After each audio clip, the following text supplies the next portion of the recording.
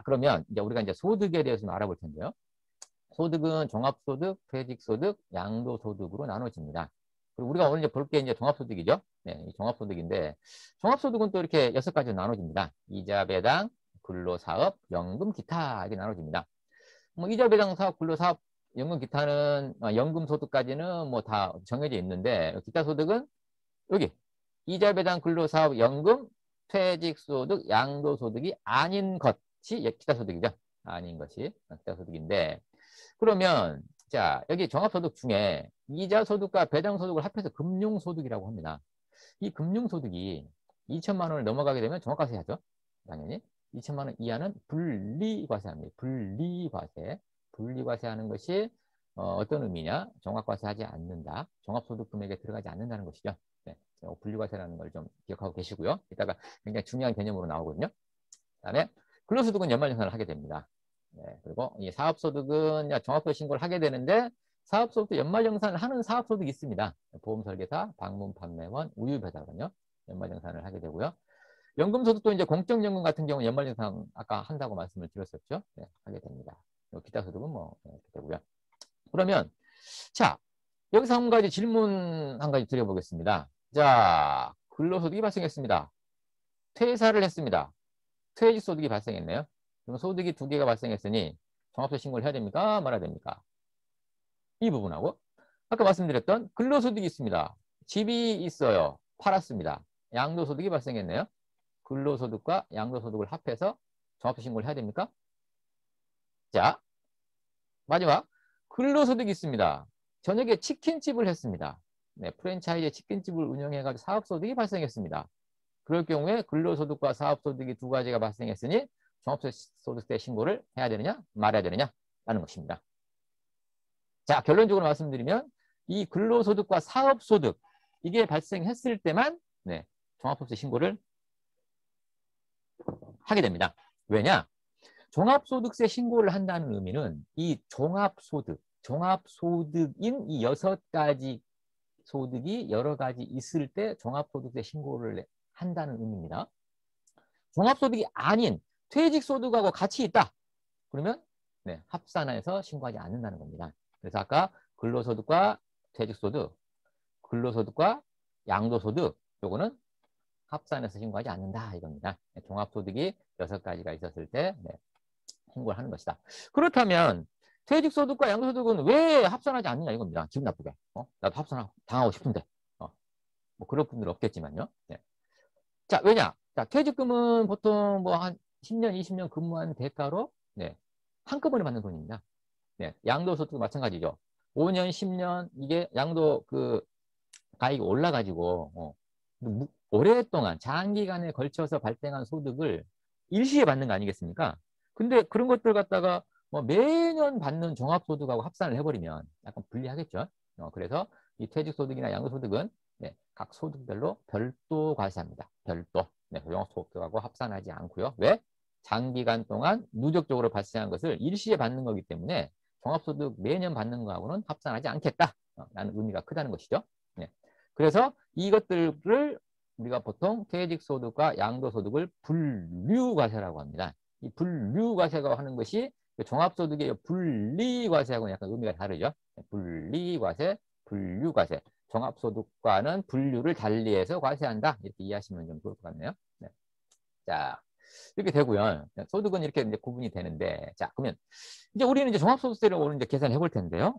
이런 종합소득 6가지가 자, 어떻게 해서 네, 계산이 되는 것이냐 알아보겠습니다. 종합소득은 벌써 이제 6가지가 있다고 했죠. 네, 6가지가 있는데 이 6가지가 이제 총 받는 금액들이 있을 겁니다. 총 수익 금액이 있는데 네.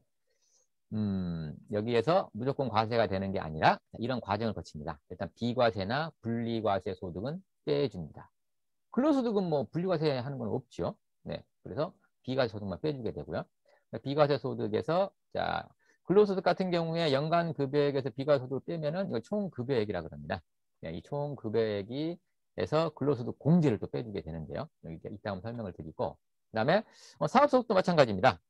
오늘 우리가 이제 이걸 신고해 볼 텐데요. 비과세라든가 분리과세를 빼고요. 여기 이제 필요경비, 네, 또 필요경비도 빼주게 됩니다.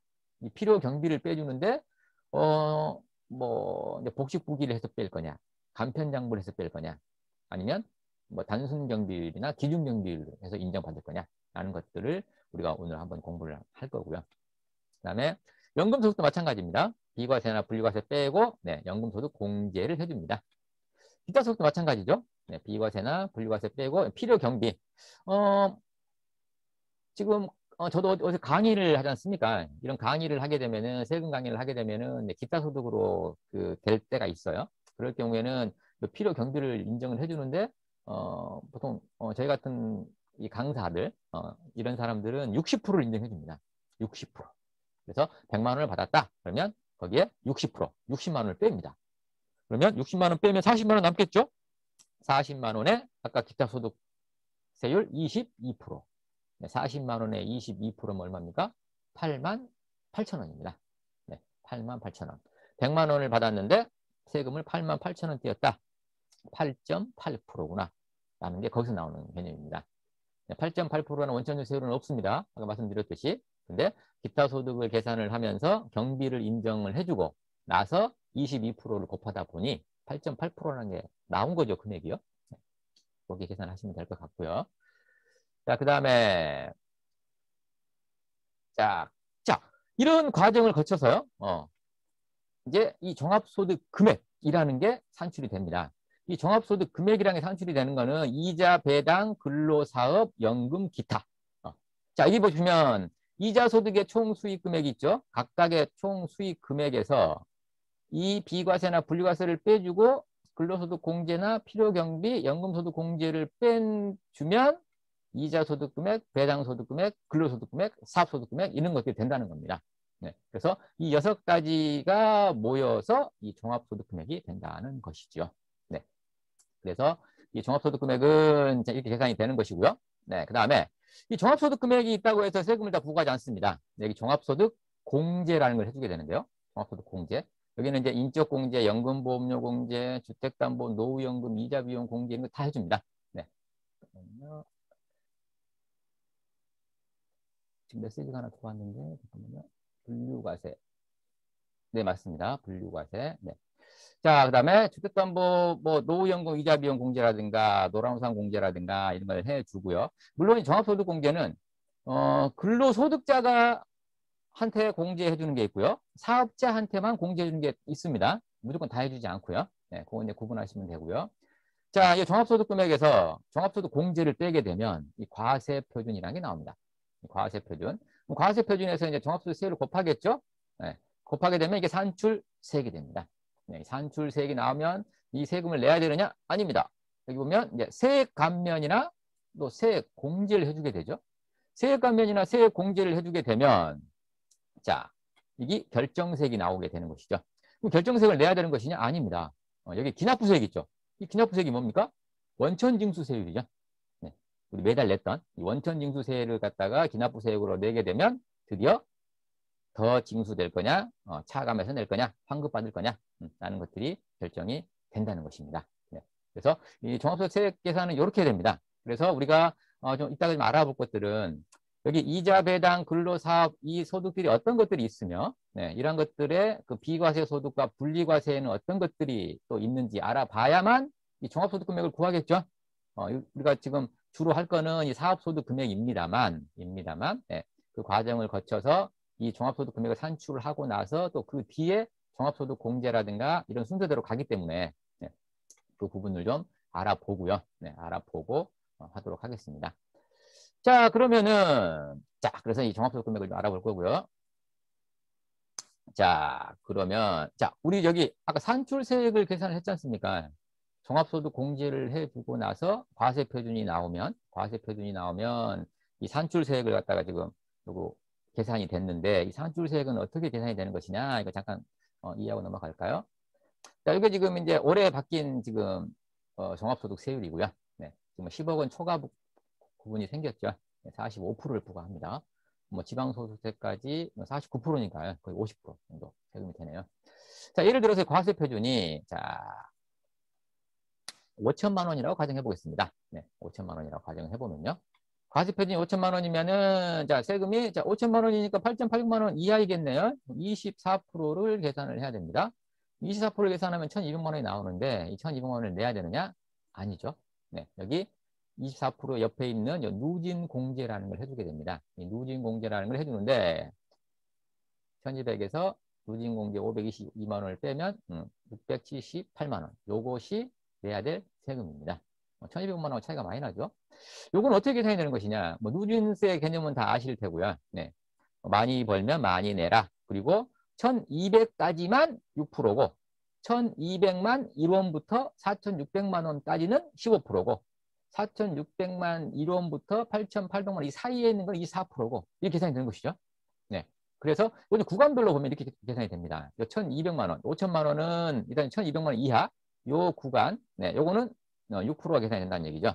그래서 72만 원. 그리고 이 1200만 원과 여기 4600만 원 사이죠, 사이. 네, 요 사이는 지금 15%니까 네, 3400이죠. 3400만 원은 여기 4600만 원과 1200만 원 요 사이. 네, 3400만 원은 몇 프로? 15%가 돼서 510만 원이 나오고요. 그러면 이제 이게 지금 합해서 4600 아닙니까? 4600인데 나머지 400만 원. 나머지 400만 원은 4600을 넘어가죠? 그러면 24% 구간이겠네요. 24% 구간. 24% 구간이면 96만 원이 돼서 자, 과세 표준 5천만 원에 보시면 네, 세금이 이 세 개를 합하면 678만 원이 된다는 겁니다. 네. 그래서 보통은 이렇게 계산하는 게 편하시죠? 네. 세금 1번으로 계산하시는 게 편합니다. 뭐 과세 표준이 3억 원 됐다. 복잡해집니다. 이번 방법으로 하게 되면. 그래서 세금 계산 방법은 뭐 두 가지가 있는데 어떤 방법을 쓰시는지 간에 세금 구하는 거는 큰 문제는 없다. 라고 하는 거고요.